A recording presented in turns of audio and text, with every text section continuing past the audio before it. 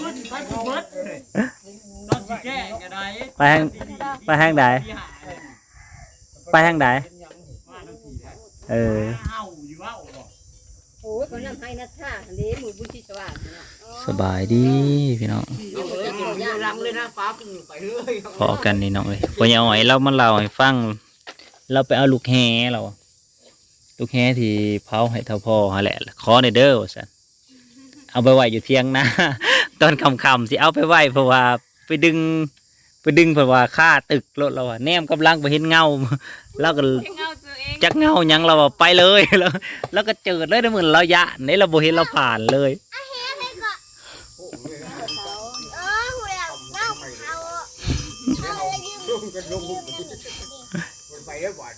มือขึ้นนี่มาทางได้สะเอามาทางนี้มาเลยเขาโตหัวมาป่ามาที่เขาโตง่อยโตมาสิงแพกมากก่อนได้ไหมเนี่ยเขาไม่ทำลูกไปลูกท้องมันหันลูกพวกส่วนก็ขึ้นมาเบิดท่านผมมาใครคุ้มมาตรงบอกที่อยู่น้ำเท้าสินะเห็นหนักขอแล้วเท้าเขามีกับไก่มั้งถ้าที่พี่เราไปหาเขาได้เบิดแบบเลยชุบให้พ่อชุบให้ลูกพ่อยังอ่อยจังว่า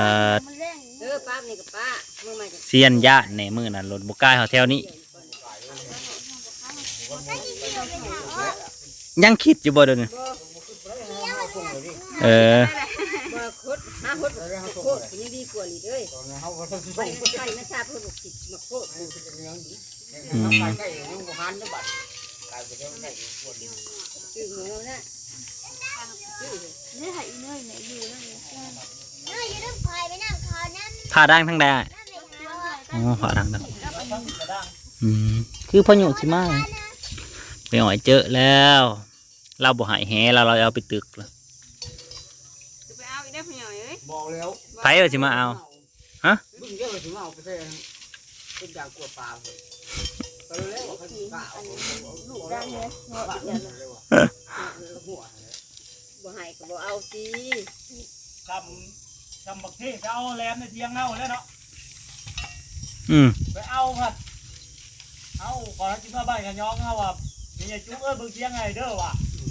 ไปมาเห็ดวัวมันโรดว่ะ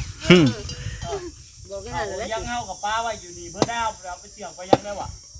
เจ้าจากกับเจ้าขืนมาเอาโรดว่ะเขาบอกกันนี่นะเอาเมื่อแล้วโบที่มาโบโตกลางคืนเนาะไปเอาลิฟแกมาแทงกบจักเอาไปส่งยามใดเลยโบเห็นไปส่งจักตอนนั้นเลยไปแทงหางในกบตัวหนึ่งแต่โบเห็นในตามึงเดี๋ยววะโบเห็นนี่จุ๊บมัวน้ำมัวนี่นอนขัดเนาะข้าวไปเลยแล้วข้าวแลนมาเทียงเลยแกงเลย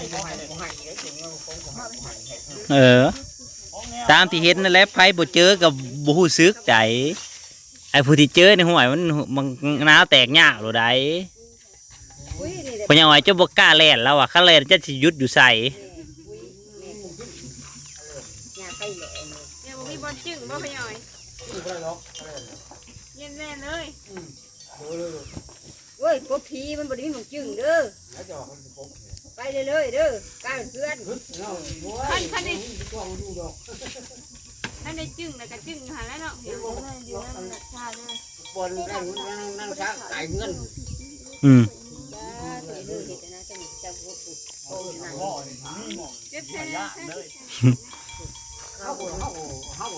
พ่อยังอ่อยก็ว่าว้าวรับว่าโอ้ยบ่คิดแล้วล่ะบ่คิดกับบ่คิดแล้วบ่คิดคนเลยเนาะบ่คิดแล้วผัดไปเจอดึงแหลูกแหบ่ไปแล้วหัวไก่บ่จะเงาเจ้านะหักบ่ได้ยังไผเจ้านะบ่แล้วยังบ่ทันได้มือแล้วมันจะแจ้งเด้มันจะแจ้งจักงงตะแรง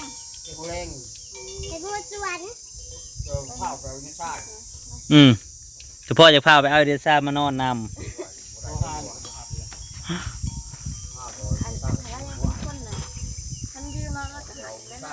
คอย เราสิ ขอให้ขอให้ขอดูระเบ้าอ่ะ ขอเด้อไปเฮ็ดหัวมื้อนั้น จะหายว่าหายว่า เอาเองเอาเองพอคำมาแล้วนะฮะร้านทันทีเลยร้านก็ไปเลาะบ้านบัดนี้ เราเด้อบอกพะเยาบัดนี้บ่มีก็บ่เอาได้บ่ คือสิบ่คิดแล้วเนาะบัดนี้ อันไหนเฒ่าก ลางคืนก็ย่านบ่อยากกล้าผ่านมาได้บ่จัก อ้าวก็ให้แต่ว่ายืน กลางคืนสิกล้าผ่านอยู่ไม่อ่อยบัดนี้อ๋อ ไปเอามาแต่ใส่อีกเนี่ย เราเองก็เป็น นี่พี่น้อง ย่างพะเยาอ้อย ไผ่ ไฟมาได้ใส่ ก็ไผดี ไผ่มะเขือเนี่ย พะเยาอ้อยเล็กมือน่ะขึ้นมักตาลมันขอกินเลยนะ เขาบอกว่าคือชมคำกินเลยคือต้าน อยากกินมักตาล มึดแกกินลายได้ฝนตกทำ มันบ่ทันได้ตกเลยเด้อนี่นะตกคือว่าตกเลยเดียวนึง ได้ กินจัก กินใส่เกลือได้ อืม สิมาเฮ็ดว่าไผก็มี น่านะจ้ามาเบิ่ง ห ห น้า น้า พะ ค่ะ ยอันนั้นน่ะขอเห็นนะพะเยาอ้อยแล้วเข้มไผประธานน่ะ อ่ะ ทำเล่าน่ะ ย ตกก็ดีเลย กไพ่เบิ่งด้วยหาเบิ่งนี่เป็นอะไรเนี่ย เขาติดที่ผมบอกว่าข้าไปขึ้นเอาได้หน้า หน้าเจ้านะ ตอนไปขึ้นรถครับ บ่ไม่เขาลักเอาเบิดหรอบ่ เดี๋ยวตอนไปเอาไผ่นี่เนี่ย ที่บัดแกะ มันติดอยู่แบบนี้นะ ที่อยู่ในนี้ดิ แต่หันลังจิ๋ว กับปิดได้ไหมไฟนะโอ้กับไฟอันเบียบสากแบดเอาบ่ให้อ่อย สากเบ็ดบ่พะเยาอ้อยนี่ ในหน้าคอยไม่กล้าไปขึ้นเนาะไอ้ของก็น่าขึ้น ลองเปิดไพ่ด้วยหันนะจ้า เว้นเบิ้ลเปิดเนี่ย เอาไปส่งเล่าไปส่งเล่า ที่ตัวนี้เปิด เพิ่งแล้วบ่ได้กินแต่เกลือบ รรยากาศยามแรงพี่น้องเอ้ยก็น้อยก็ไก่จับเป็ดจับไก่ท่านนี่แหละแม่เพิ่นเข้าบ้านกับย่าฝนก็ตกน้อยหนึงพี่น้องปอกแป๊กปอกแป๊กใส่กระไปปอกแป๊กไปตัวหนึ่งแล้วก็ไปน้องหลีก็นอนคิดฮอดผัวอยู่เลยแหละผัวลงบ้านแฟนกลับบ้านแล้ว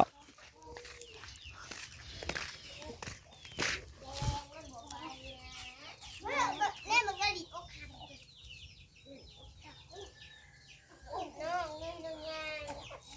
หักน้อง น้องยางจับเป็ดจับเป็ดลูกจับเป็ดโอ้หมาฮอนสนั่นอยู่ปะเนี่ย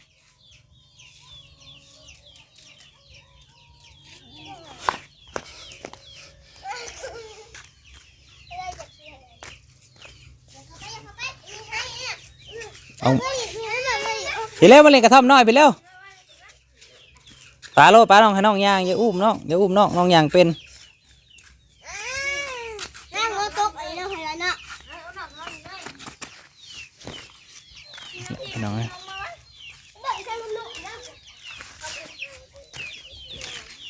หัวก็เอาเขาขอกแล้ว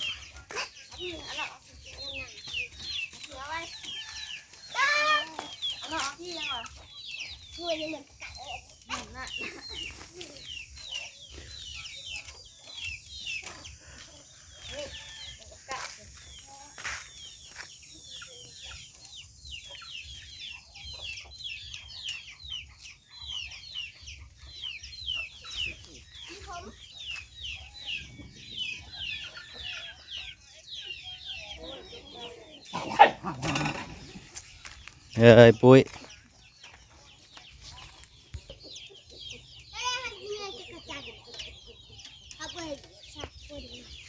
โง่ยขี้โมอะไรแถวนี้กำแรงมากกันนี่นะพี่น้อง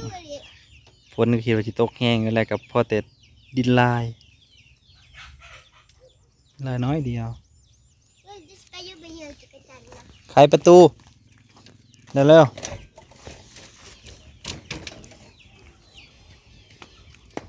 แย่ในไว้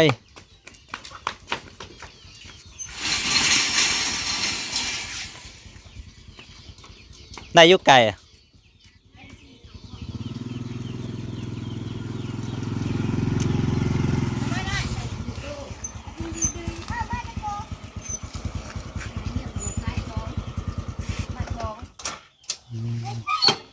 เยอะอยู่ไก่อยู่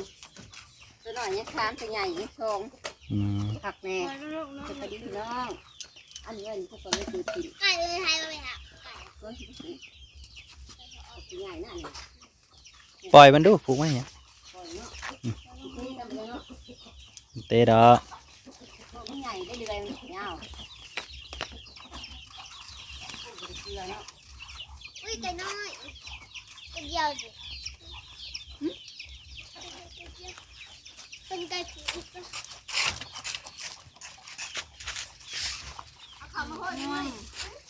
ซื้อมะม่วง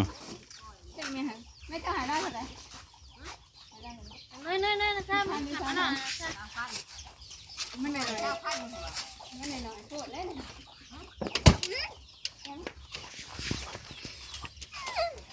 ทำไหนแป้งทำไหนแป้ง ยังโอ้แล้ว